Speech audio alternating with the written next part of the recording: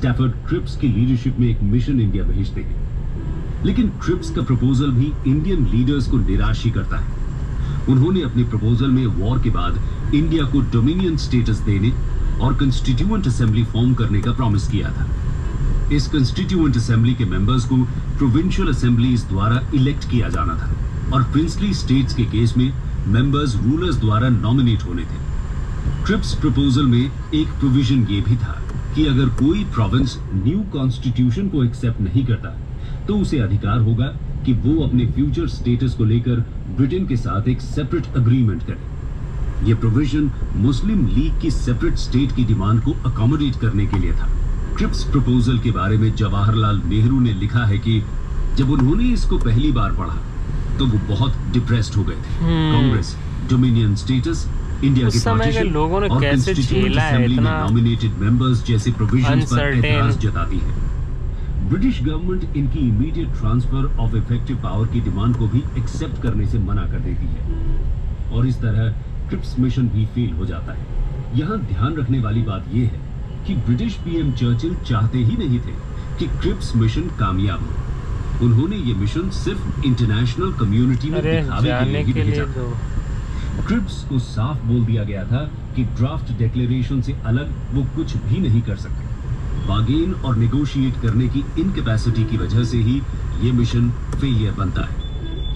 Cripps mission के failure ने British government की इंटेंशंस को भी साफ कर दिया था। इंडियन लीडर्स समझ जाते हैं कि अब ब्रिटिशर्स के साथ नेगोशिएशंस का कोई फायदा नहीं है। जरूरत है एक बड़े जन आंदोलन की, क्विट इंडिया मूवमेंट। दोस्तों, क्रिप्स के जाने के बाद गांधी जी ब्रिटिश विथड्रॉल और जापानीज इन्वेजन के against non violent non cooperation movement का रेजोल्यूशन तैयार करते हैं। 14 जुलाई 1942 को वर्धा में कांग्रेस वर्किंग कमेटी की मीटिंग में आंदोलन के आइडिया को एक्सेप्ट किया जाता है। इस डिसीजन को अगस्त में ऑल इंडिया कांग्रेस कमेटी की बॉम्बे मीटिंग में रेटिफाई किया जाना था। 8 अगस्त 1942 को बॉम्बे के गोवालिया टैंक में क्विट इंडिया रेजोल्यूशन पास किया जाता है। यहाँ पर ही गांधी जी करो या मरो यानी डू और डाई का नारा देते हैं। वो कहते हैं कि या तो हम इंडिया को आजाद कर लेंगे या फिर इस कोशिश में अपनी जान दे देंगे, लेकिन अब अंग्रेजी राज की गुलामी में और नहीं रहेंगे। ब्रिटिश गवर्नमेंट लेकिन ना तो कांग्रेस से नेगोशिएशन के मूड में थी और ना ही आंदोलन के फॉर्मली शुरू होने का इंतजार करना चाहती थी। इसलिए 9 अगस्त की सुबह ही कांग्रेस के सभी टॉप लीडर्स को अरेस्ट कर लिया जाता है। कांग्रेस की सभी ऑर्गेनाइजेशंस को भी इलीगल डिक्लेयर कर दिया जाता है।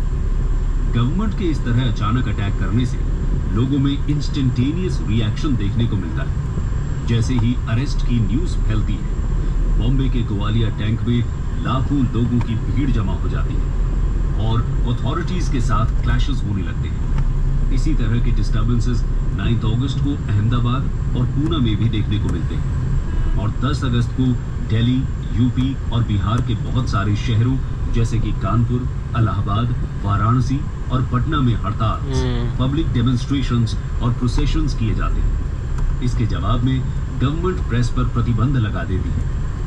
इसी बीच कांग्रेस के बहुत से प्रोविंशियल और लोकल लीडर्स जो अरेस्ट होने से बच गए थे, अपने अपने रीजन्स में पहुंच जाते हैं और रेजिस्टेंस ऑर्गेनाइज करने की तैयारी करते हैं। आंदोलन की खबर गांव-गांव तक पहुंचने लगती है। पूरे देश में इसका असर दिखने लगता है। आइए जानते हैं कि पब्लिक किस तरह आंदोलन में अपना योगदान देती है। सही है। Public on rampage. दोस्तों, क्विट इंडिया मूवमेंट के दौरान लोग सिंबल्स ऑफ अथॉरिटी को अटैक करना शुरू करते हैं। Police stations, post offices, courts, railway stations जैसी जगह पर कब्जा करना शुरू कर देते हैं। पब्लिक बिल्डिंग्स पर नेशनल फ्लैग फहराया जाता है। रेलवे ट्रैक्स उखाड़ दिए जाते हैं। टेलीग्राफ लाइंस को कट कर दिया जाता है और कई जगह ब्रिजेस उड़ा दिए जाते हैं। कई जगह पर सत्याग्रहीज के ग्रुप्स तहसील जाकर खुद को अरेस्ट करा लेते हैं। पूरे देश में स्टूडेंट्स स्कूल्स और कॉलेजेस की हड़ताल कर देते हैं और इलीगल पत्रिकाज का डिस्ट्रीब्यूशन करने लगते हैं। अहमदाबाद, बॉम्बे, जमशेदपुर, अहमदनगर और पूना में वर्कर्स हड़ताल शुरू कर देते हैं। जन आंदोलन बहुत ही तीव्र और उग्र होने लगता है।